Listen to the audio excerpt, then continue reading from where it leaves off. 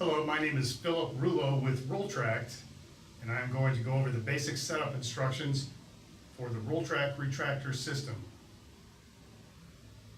When you are ready to begin setting up the Rultract Retractor system, the first part that you'll pull from the tray will be the clamp. Each clamp attaches to the operating table in a similar manner.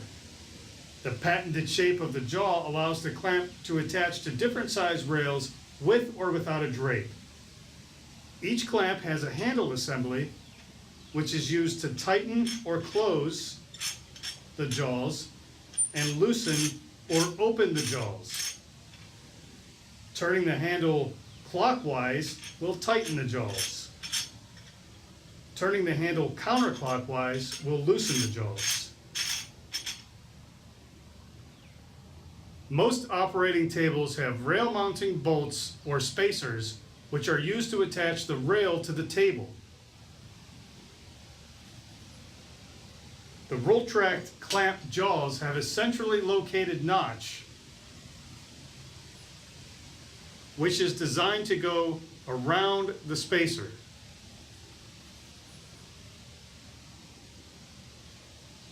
Before attaching the Rultract clamp to the table, reach under the rail and try to determine the location of the bolts or spacers. Once you're able to determine the location of the bolts or spacers, you can place your Rultract clamp either between the spacers, like this one, this is between the spacers,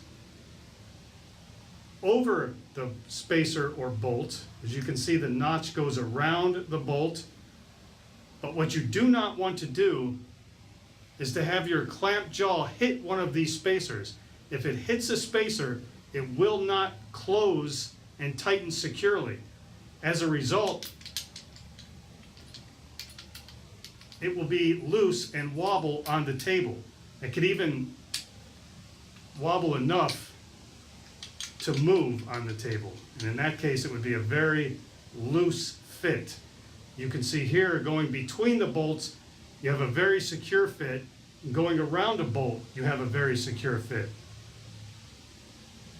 So you do not want to hit one of these spacers with the clamp jaws. When attaching the Rultract clamp to the table, attach the clamp approximately 2 inches below the patient's axilla on the side to be dissected. Clamp position may change or be adjusted according to age and size of patient or physician's technique or preference. Before attaching the Rultract clamp to the OR table rail, open the jaws completely by turning the cross handle counterclockwise. Turn the handle counterclockwise all the way until it stops.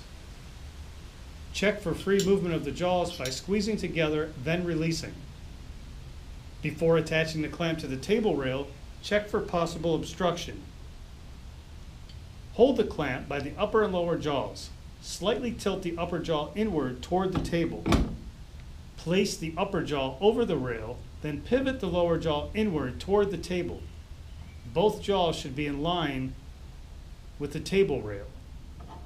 Squeeze the jaws together to assure there's no obstruction between the jaws and the rail. Now would be a good time to be sure that your clamp is going around a spacer or is in between a spacer and not actually hitting a spacer. While holding the jaws closed securely, tighten with the cross handle.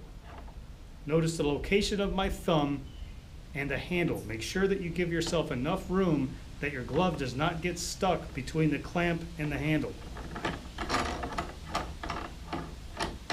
You'll notice that I'm holding and squeezing the jaws closed, and then I'm turning the handle. I am not forcing the jaws closed with the handle. I'm squeezing them closed and then tightening the handle. When pulling on the body of the clamp or the post, there should be no movement when applied properly. If the clamp has movement, check for possible obstruction between the jaws and the table rail. Once the post clamp or bottom post has been securely fastened to the operating table, Hold the top post vertically with the top perpendicular to the operating table. Place the sleeved end of the top post over the spline tip of the connecting post and allow the top post to slide downward until the splines connect. A slight rotation of the top post may be needed to achieve proper seating. The spline post system angles in 18-degree increments over the OR table. To change position of the top post, grasp the sleeve and the squared top end near the bend. Lifting upward approximately 1 inch will disengage the spline connections and allow the top post to angle in either direction at 18-degree increments. To reconnect the spline sections, lower the top post until it stops. A slight rotation of the top post may be needed to achieve proper seating. When the top post is properly seated, it will not rotate. You are now ready to attach your Rultract extender bar to the top post. Slide the hub of the extender bar over the tip of the top post. Push it all the way on until it stops. You will see a detent or a hole from the top post through this hole. Then you'll know that you can tighten the lock knob all the way down securely into a detent.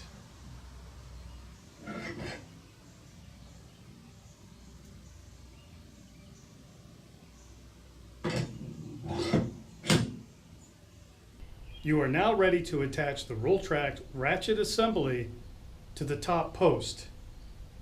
When you remove the ratchet assembly from the tray, there are two very important points to note.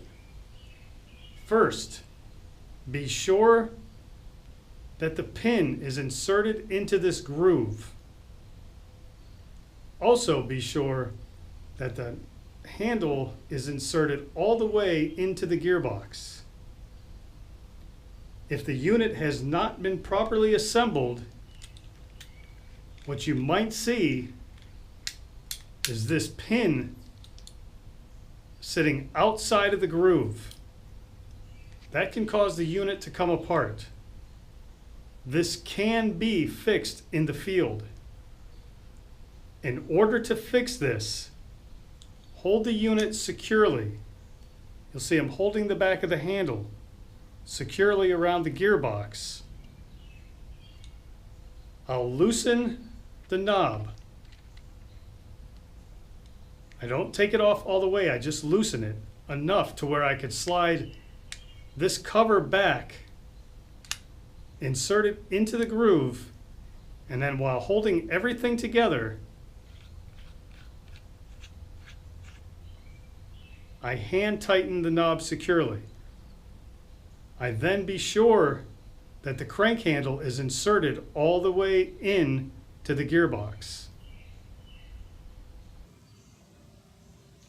Once you are certain that the pin is inserted into the kidney groove and that the crank handle is inserted all the way into the gearbox, you are ready to attach the ratchet assembly to the extender bar. Back out or open the lock knob by turning it counterclockwise all the way until it stops. For the NUS procedure, I like to have the spool cap with the cable hanging out over the patient's chest. Slide the gearbox onto the extender bar to the desired location between the alignment marks. The top post has alignment marks and detents on the squared section for securing the gearbox to the post. Placement of the gearbox between the alignment marks locates the lock knob directly over a detent for proper tightening. Notice the position of both lock knobs when they are secured into a detent. Once the Rultract ratchet assembly is in place, you will need to lower the cable down to the patient's chest. To do so, you will reverse the ratchet lever and pull on the snap clip until the cable is completely unwound. When you are ready to remove the Rultract hook from the chest, you will need to release or reverse the ratchet. To do so, firmly grasp the crank handle and turn slightly in the direction it will move. When it is under tension, it will only move one direction. So you turn it in the direction that it will move, simultaneously shift the ratchet lever completely in the opposite direction. Do not let go of the crank handle when you do this. Once you shift the ratchet lever, you can slowly lower the sight and remove the hook from the chest. To properly disassemble the Rultract system from the OR table, please follow these instructions. Wind the cable all the way up on the gearbox. Remove the gearbox from the extender bar. Loosen the lock knob all the way by turning it counterclockwise. Slide the gearbox off of the extender bar. Hold it securely. Hand it off into a tray. Next, remove the extender bar. Turn the lock knob counterclockwise all the way until it stops. Slide the extender bar off of the top post. Hand it off into a tray. Grasp the sleeve of the top post and the squared section of the top post. Lift it up off of the bottom post and hand it off into a tray. Next, squeeze the jaws of your clamp together, and while holding them securely together, loosen the knob of the clamp.